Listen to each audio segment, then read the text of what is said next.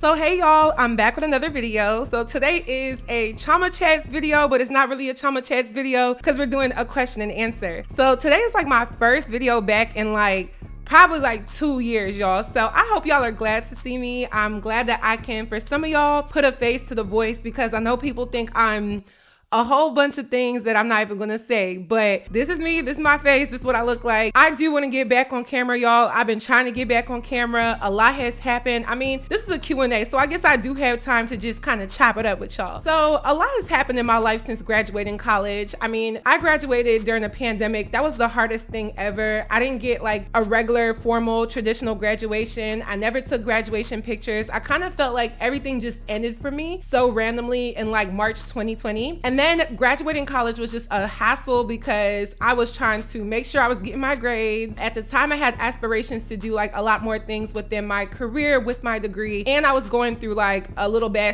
very bad situation. It just was really tumultuous, and I kind of feel like I went into my shell because I didn't recognize who I was anymore. So I kind of feel like I went like the more podcast style because it was so much easier for me. But even so, during that time, I was most definitely not like physically even myself. Like, I had lost a lot of weight. I was stressed, and when I stressed really, really bad, my hair falls out. I don't know if anybody can relate. And it was just a lot. So I didn't really feel like confident coming on camera talking about whatever. So I kind of just said, okay, I'm gonna just do like the podcast for a little bit. And then the podcast just kind of started picking up. So I just started saying, okay, we're gonna do Chioma Chats podcast style. And then it just became way too permanent. But I have been trying to get back on camera. So we're gonna do a Q&A today, just something quick and fun, just because I want to spice up my channel. I feel like part of the reason why I'm not gonna say my channel doesn't grow, because it most definitely does. Like, shout out to all the new subscribers and all the old subscribers as well. But it's not that my channel doesn't grow, but I feel like my channel could be growing much faster, bigger, vaster, wider, stronger, whatever Kanye West said, if I actually showed my face.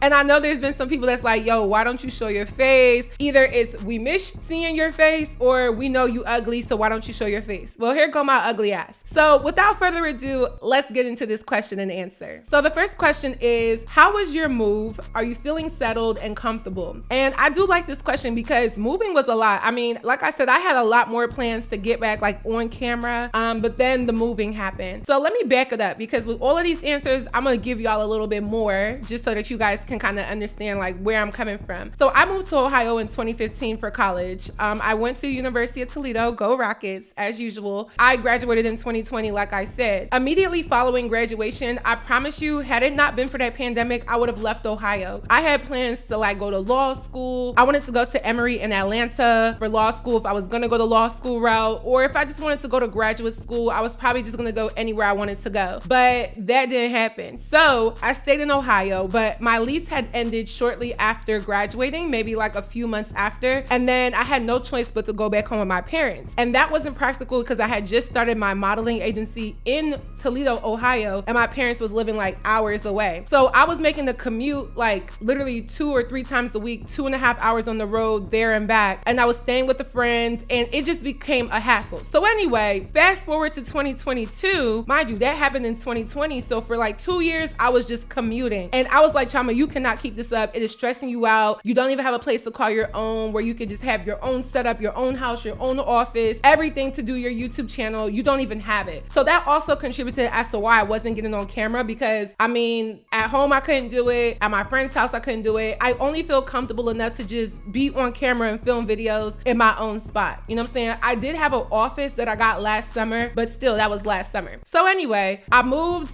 to my own place in November of 2022. And I honestly didn't even stay in my apartment for like the first 2 months because I had traveled to Nigeria. So I really haven't even been staying here for real since like towards the end of January up until now. So it's really been like a little under 3 months for real. And it's still just been a journey, but it's been a relief to have my own spot, to be comfortable, to decorate how I want to be walking around naked if I want to. It's just been a relief. So I'm just happy that I have my own spot? Am I settled? Not all the way, but am I comfortable? 1000%. And that's what matters. So the next question is, what happened to the Nigerian YouTube sisterhood that you were in? I do get this question a lot. If you don't know, back in like, I want to say 2017, I was in a group called Nigerian YouTube Sisterhood. And it was myself and about 4 to 5 other content creators on YouTube that all were Nigerian heritage, whether we were born in Nigeria or born here. We all bonded over the fact that we were Nigerian. And nothing necessarily happened. I think we just all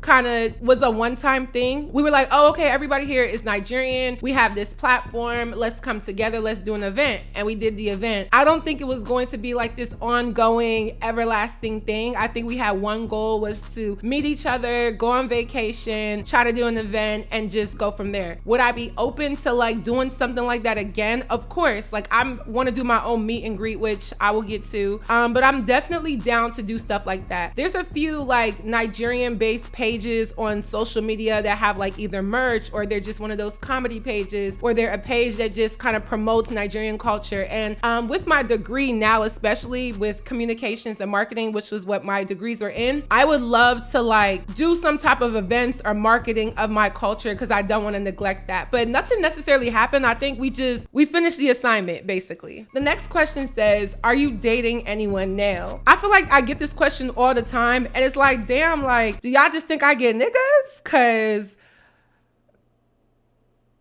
I'm just playing. But no, I'm not dating anybody. I don't really know if like I'm in the mood or in the right mindset to be dating. Like, in all honesty, would it be nice to like come home to a man, or just be able to say that I'm actively talking to a guy or dating? Yes, of course. But I feel like where I'm at, like my career is so forward at the moment that it's very hard for me to find a man that understands what I'm doing and what I'm trying to do. Not even hard, but just the area that I live in, like Ohio.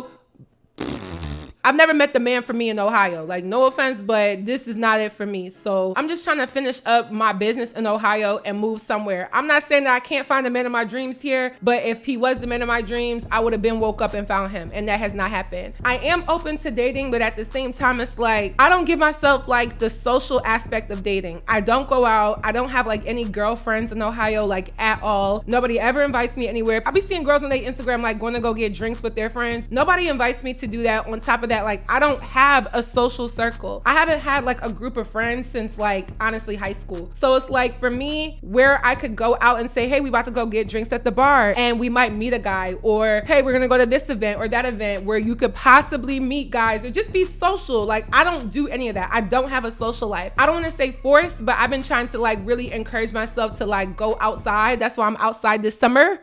Come on. So the next question is, how African Americans and Africans interact on PWIs. We had a major discussion on our campus that went really, really deep. I try to stay away from this topic now because I feel like the last time I said something about this, it just got taken very, very like far. And I just kind of feel like I can't make any statements that are either pro-African without it being taken as an attack on Black Americans. It's never that. And even if it was like a contrasting thing, I feel like for as much as I talk about Black American culture or just American pop culture, there's no way that I'm against the people that I'm speaking of, especially when I was born and raised in America. I grew up very much Americanized, and a lot of people don't even know I'm Nigerian unless I tell them, or they just look at my name. So I try to stay away from this topic. However, I did take this question because I feel like for my experience in college, like I did experience it to speak on it. So how African Americans and Africans interact in PWIs. Personally, I feel like there was a disconnect. If you went to the University of Toledo, go Rockets. When I was there, I feel like myself and some of my other African friends did bridge the gap tremendously, because I did run a lot of the fashion shows, and I did stuff like the Black Student Union fashion show, the African People's Association fashion show, and then like other fashion or hair-based groups on campus. Me having Nigerian heritage and kind of collaborating with other organizations kind of bridged that gap. And at least from my experience in my school, it was really good. A lot of people used to be like, oh, I'm not African, so I'm not coming to the African events. But when the olive branch was extended to say, hey, come check out our events, come check out our stuff, people were very receptive of it on both sides. So I feel like really it just takes an olive branch to be extended for both sides to be like accepting, or at least get to see the other side of another Black ethnicity, especially on a college campus at a PWI where the Black students are already the minority. And then when you chop them up by heritage, it gets even smaller. So on my campus, I think the interaction was actually pretty well, but I think it was really the more Americanized Africans like myself who were born and raised here or were raised in America for the majority of their life versus it being like the international students. But I do think the international students did get a chance to kind of collaborate with the Black American students, like I said, and all it takes is simple stuff like, hey, let's invite this Black organization to this Black organization's event so that they can see a different side of a different culture. And that's how you get the ball rolling to kind of bridge that gap. So the next question says, what have you learned as a young woman being celibate? So I'm pretty sure I've said it in like a few of my videos and stuff, but I've been very much celibate for, at this point, I said going on 3 years, but it really is like 2 years. And the reason why is because I kind of just eventually realized how worthy I really am. I always thought I was like a woman of worth. However, I didn't realize to the level that I should have been looking at myself as. And I feel like I said, back to the whole thing with dating, I've been in Ohio in college with bullshit options, like just being real. Like college is like complete bullshit options. Let's just be real. Like for college girls that want to date seriously. And I feel like in college, I made horrible decisions with any of the guys that I even talked to. And I only had 2 like real serious situationships, relationships or whatever in college. One when I was like a sophomore, and then the other one was more towards the end of me graduating college. In both of those situations, I kind of felt like when I look back in retrospect, those guys didn't value me. They didn't find me worthy of the treatment that I deserved. And when I had this like revelation, I just felt like it's no point giving my body to somebody who is not my man, as well as it's no point giving my body and my time and my energy to somebody who does not respect me and reciprocate that. So what I've learned is my worth, to be honest, because the longer you go with holding yourself from that type of connection with somebody and breaking that barrier of being sexual with somebody, the more you preserve it. Like with time, it just happens. And it's like every day I'm vetting out guys, like, would you talk to him? Do you even think that you would text him? Do you think that you would even let him come to your house? Would you Netflix and chill with him? Does he respect you? Does he have respect for himself? All of these different things go through my mind. So it's like what I've learned is my worth, as well as how to vet men, because there's no man on this earth, I don't care what he does, how much money he has, who he is, whatever, there's no man on this earth that is worth you being intimate with if he doesn't respect you,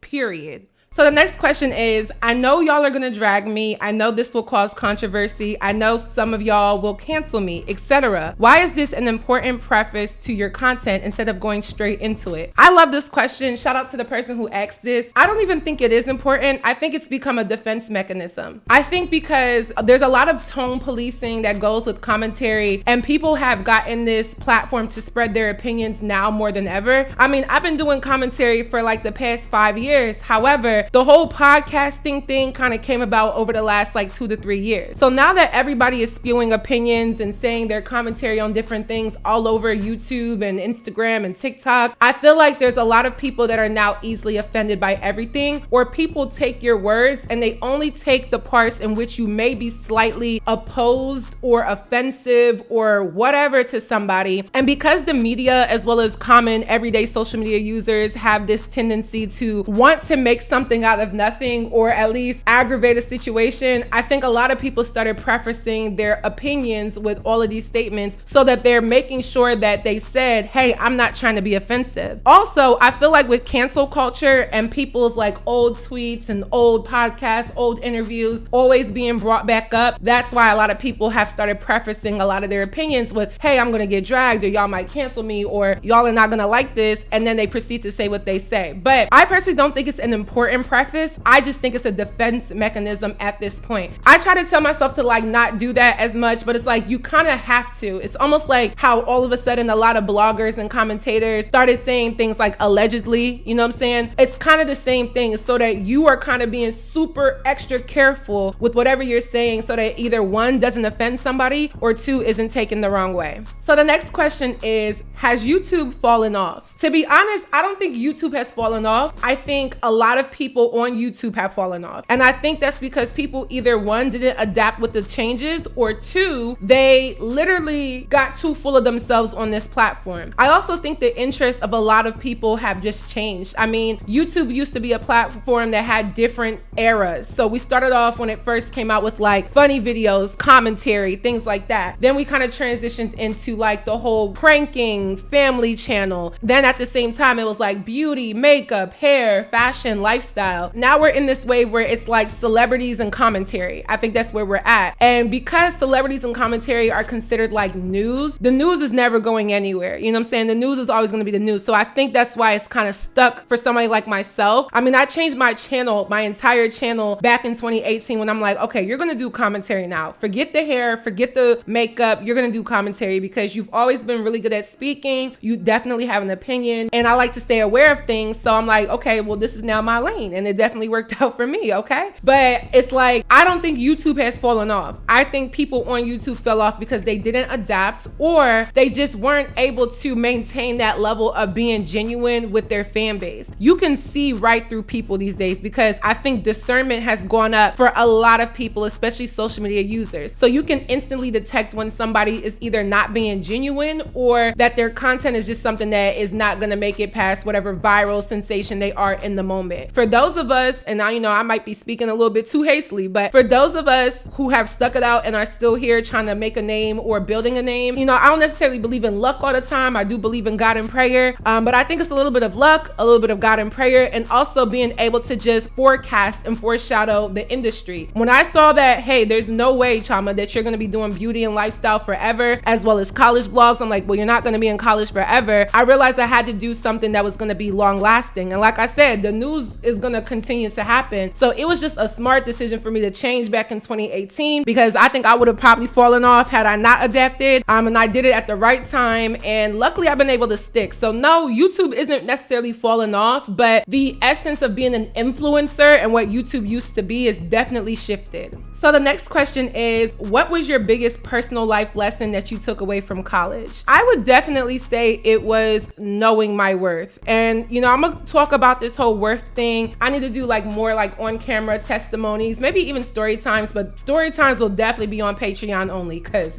YouTube, no.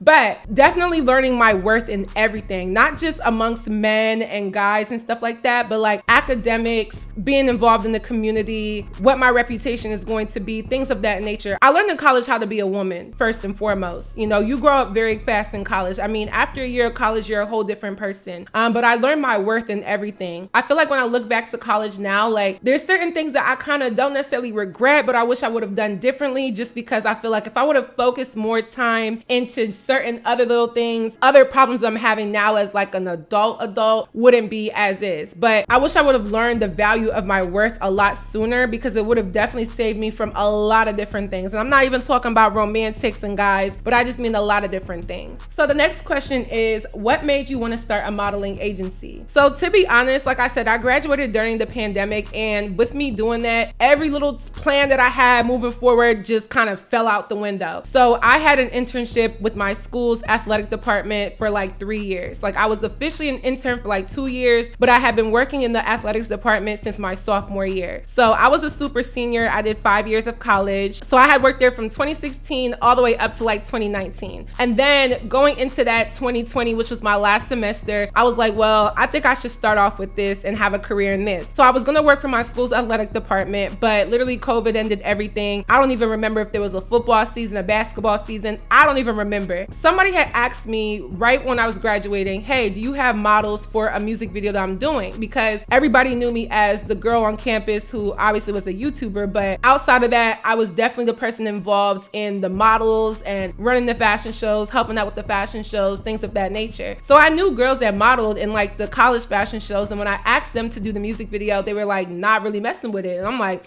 Y'all want to get paid? Shit, okay. But then I'm like, maybe this is a business, because there is always going to be clients that need women to be in music videos or just need models for anything, you know, not just music videos, but anything. So I was like, maybe this is a little something I could do on the side just to pass the time. Not thinking I was going to expand it into like a full-blown business. So when it was all said and done, I ended up saying, okay, guys, I'll find you some models, don't worry. So I started off with small projects at first, like a photo shoot. My first photo shoot had 7 girls. Then after that, I did a promo video. It had 14 girls. And then after that, I did like a whole photo shoot thing. And I think that had like 20 something girls. Then the next thing I did had like 30 something girls. And I'm like, well, it's picking up traction in this city, so maybe you have a business here. So I went and got the LLC. I think I named it Queen Team Models because it just made sense. I know it sounded good. I didn't really have any much thought into naming it Queen Team Models because I'm like, yeah, Queen Team Models, that's it. Like I was like, boom, that's it. And then yeah, I went and got the LLC in May of 2021. So I've almost been in business for a whole 2 years. It just kind of went from there. Now it's been a lot of stuff, and I just dropped a video on Queen Team Models YouTube channel of one of our vlogs. So I will link it down below for y'all to check it out. Definitely check it out. We're also gonna have podcasts on there where the models get to talk a little bit more candidly about either their personal life or just certain topics that relate to young women. So definitely check that out when we do that. But literally what made me want to start is somebody asked me if I could supply models for a music video. I asked the girls I knew, they were not interested. So I decided to go get a team of girls who would be interested in doing stuff like this. And I just went from there. I was already good at marketing and communications. I had just graduated. I know how to make graphics, flyers, all these different things. So I'm like, well, just use what you've learned and just apply it in real life. So yeah, I didn't get no job right out of college due to the pandemic. However, me starting that business was like me taking a leap of faith to just do something with my degree, and I'm glad I definitely did it. So the next question is, how is your book coming along and when will it be available? This is definitely one of my most asked questions as well. My book is coming along.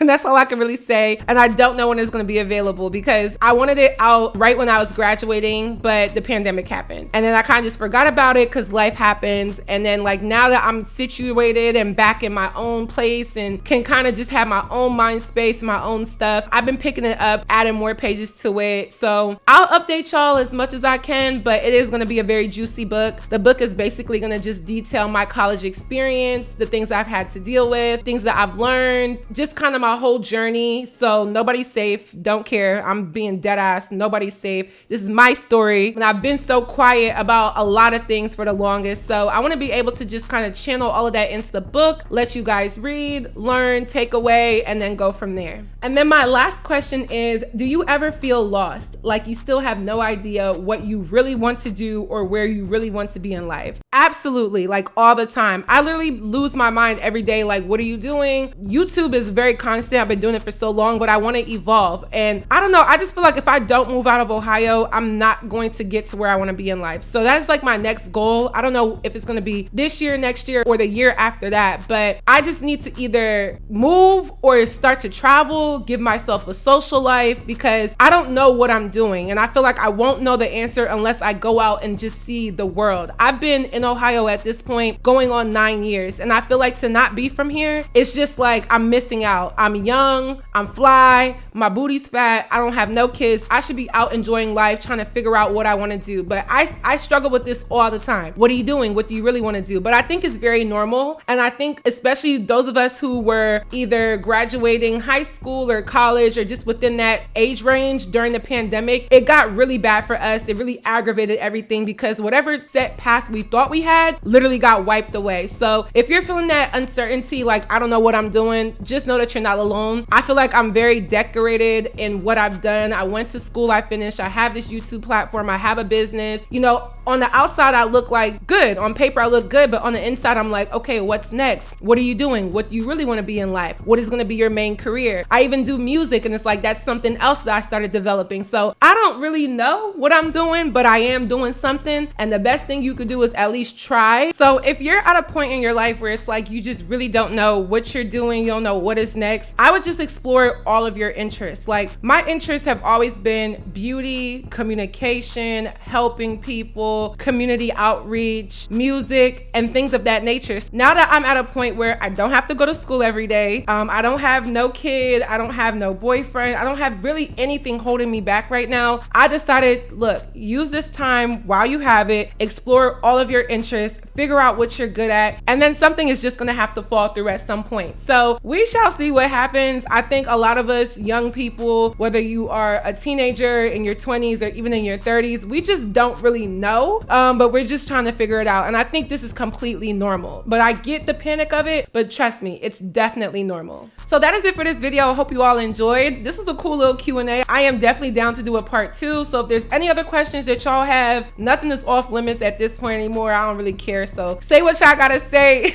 Just leave it down below. If y'all haven't already, make sure that you guys stream my song Ceremony. You know we about to run it up for the summer. Cheers to my success. Now every day is a ceremony. The video is being edited, so I can't wait to premiere it on my channel so you guys can see. And last but not least, follow me on all of my social media networks, and I will see y'all in my next video. Bye y'all.